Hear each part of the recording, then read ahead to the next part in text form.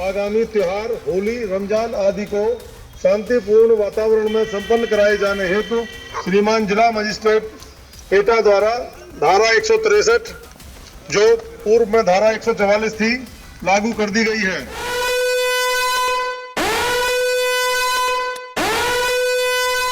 उत्तर प्रदेश के एटा जिले में होली के मौके पर एहतियातन प्रशासन ने पूरे जिले में धारा 163 लागू कर दी है, जो दिनांक 7 मार्च 2025 से 7 मई 2025 तक लागू रहेगी। एटा की गलियों में घूम घूम कर पुलिस उपद्रवियों को चेतावनी दे रहे हैं कि अगर शांति भंग करने की कोशिश हुई तो पुलिस कड़ी कार्रवाई करेगी।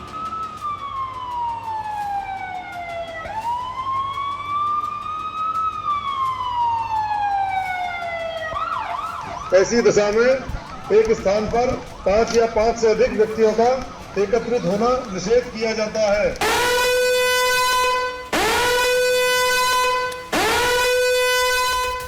एटा के बाद सीधे चलिए देश की राजधानी दिल्ली, जहां एक नहीं बल्कि 24 संवेदनशील जगहों पर पुलिस ने कानून व्यवस्था को बनाए रखने के लिए कड़े इंतजाम किए हैं। इस वक्त हम हौज खाजी थाना इलाके के अंदर मौजूद है और आप देख सकते हैं जो पुलिस है वो इलाके के अंदर पेट्रोलिंग कर रही है। संवेदनशील इलाका है, यहाँ पर दोनों समुदाय की एक मिक्स्ड पॉपुलेशन है। आसपास आप देखेंगे काफी भीड़ भाड़ वाला इलाका है, पुरानी दिल्ली का इलाका है और इलाके के अंदर कई मस्जिद और मंदिर भी हैं। 2018 में इस इलाके के अंदर दंगे भी हुए थे। यही वजह है कि जो संवेदनशीलता है वो इस इलाके की बहुत ज्यादा बढ़ जाती है। 14 मार्च दिन शुक्रवार, वो दिन जब पूरे देश में होली का त्योहार भी मनाया जाएगा और रमजान के महीने में जुमे की नमाज भी पढ़ी जाएगी। और इसी के मद्देनजर दिल्ली में 35,000 से ज्यादा पुलिसकर्मी सड़कों पर तैनात कर दिए गए हैं। सभी पुलिसकर्मियों की छुट्टियां रद्द कर दी गई है और पेट्रोलिंग अभी से शुरू हो गई है। ड्रोन से भी पूरे इलाके पे नजर रखी जा रही है। मकसद यही है कि सेंसिटिव इलाका है, यहाँ पर छतों पर किसी तरह का कोई सामान इकट्ठा ना कर सके। जो शरारती तत्व हैं अपनी किसी योजना में कामयाब ना हो, उसको लेकर पुलिस पूरी तरीके से अलर्ट रहना चाहती है। और यही वजह है दिल्ली के जितने भी संवेदनशील इलाके हैं, चाहे दरियागंज हो, जामा मस्जिद हो, नॉर्थ ईस्ट दिल्ली का जाफराबाद इलाका हो, चाहे ये हौसकाजी इलाका हो, इन सभी इलाकों में लगातार पुलिस की जो गश्त है, पेट्रोलिंग है, वो चल रही है। मोर देन 1000 पर्सनल का डिप्लॉयमेंट रहेगा और we are prepared for all kind of situations और ऐसा कोई प्रॉब्लम हम एक्सपेक्ट नहीं कर रहे हैं। हमारा तैयारी पूरा है। अगर कोई सोशल मीडिया के द्वारा या अदरवाइज कोई रूमर मॉन्गरिंग करता है, उस तरह करता है, तो उस पर बहुत ही सख्त कार्रवाई की जाएगी। उस पर हमारा डिप्लॉयमेंट रहेगा, नज़र भी रहेगा।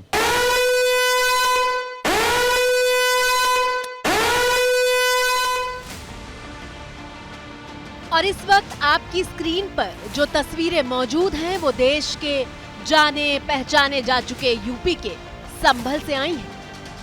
इस वक्त हम शाही जामा मस्जिद के पास ही मौजूद हैं, जहां पर पुलिस फ्लैग मार्च निकाल रही है और आप देख सकते हैं कि किस तरीके से पुलिस प्रशासन यहां पर लोगों के अंदर जो कॉन्फिडेंस बिल्डिंग डेवलप करने की कवायद है वो पुलिस की तरफ से की जा रही है, ताकि लोगों में एक विश्वास जगे कि प्रशासन पूरी तरह से मुस्तैद है।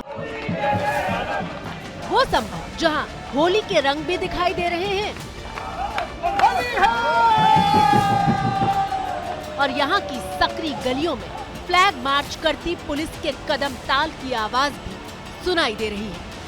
हम अपने सहयोगी से कहेंगे कि थोड़ा दिखाएं कि किस तरीके से ये शाही जामा मस्जिद का इलाका है, जहां पर आप देख सकते हैं कि दीवारों को पन्नियों से और तिरपाल लगाया गया है ताकि दीवारों पर रंग ना पड़ सके। और यहीं से ही जो होली का जुलूस है वो निकलेगा और उसको लेकर के कि किस तरीके से यहाँ पर एक फ्लैग मार्च के जरिए लोगों को संदेश देने की कोशिश की जा रही है कि प्रशासन पूरी तरह से मुस्तैद है।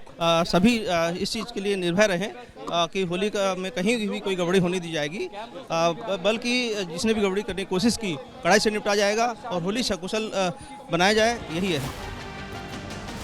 इस फ्लैग मार्च में संभल के सीईओ अनुज चौधरी भी आपको दिखाई दे रहे होंगे। होली पर नमाज और उससे जुड़े विवादित बयान देने के बाद अनुज चौधरी का पहला बयान सामने आया है।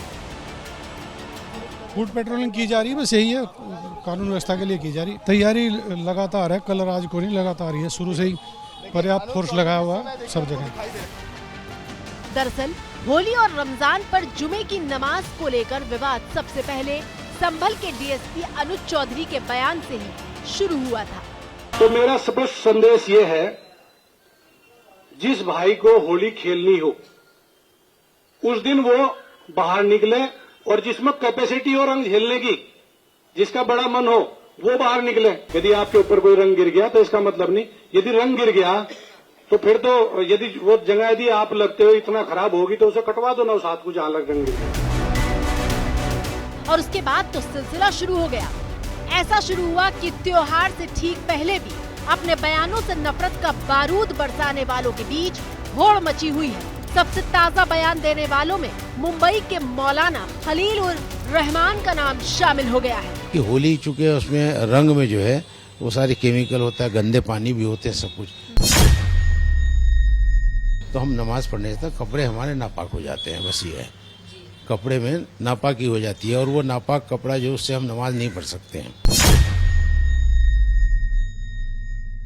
रंग का बेचना या किसी और चीज का बेचना, कारोबार करना, वो कोई बुरी बात नहीं है, लेकिन वही बता रहा हूँ ना कि रंग में सिर्फ रंग नहीं होता ना, पानी के अंदर गंदगी हो जाता है। बहुत से तो हमने देखा है यूपी में गटर के पानी उठा के उसी में रंग मिला के मार देते हैं, कीचड़ उठा के मारते, गोबर मार देते हैं। तो ये चीज जो है नापाक है, उससे नमाज हमारी नहीं होती है। क्या इसे उकसाना नहीं कहते? क्या धर्म के नाम पर इसे भावनाएं भड़काना नहीं कहते? मौलाना साहब, आप तो पढ़े लिखे हैं, खुद को धर्म का जानकार कहते हैं, फिर कम से कम आप तो जिम्मेदारी से बयान देते। बहुत से तो हमने देखा है यूपी में गटर के पानी उठा के उसी में रंग मिला के मार देते हैं, कीचड़ उठा के मारते, गोबर मार देते हैं। तो ये चीज जो है नापाक है, उससे नमाज हमारी नहीं होती है। आपके शब्द जिम्मेदार नहीं बल्कि बेहद गैर जिम्मेदार है। आपके शब्द बेहद गैर जिम्मेदार हैं और ऐसे एक नहीं कई बयानवीर हैं। मिसाल के तौर पर अगला बयान सुनिए। संभल एडमिनिस्ट्रेशन का एक बयान सामने आया है जिसमें उन्होंने कहा कि होली पर मस्जिदों को ढका जाएगा तिरपाल से। ये ऐसा तोलकी फरमान है जो आजादी से लेकर अब तक कभी भी सुनने को नहीं आया। सवाल यह है कि सारे फरमान मुसलमानों के लिए और मस्जिदों के लिए क्यों है? कभी मुसलमानों से कहा जाता है कि वो घरों में बैठे, बाहर ना निकलें होली पर। अब नया फरमान जारी हो गया कि मस्जिदों को ढक दें।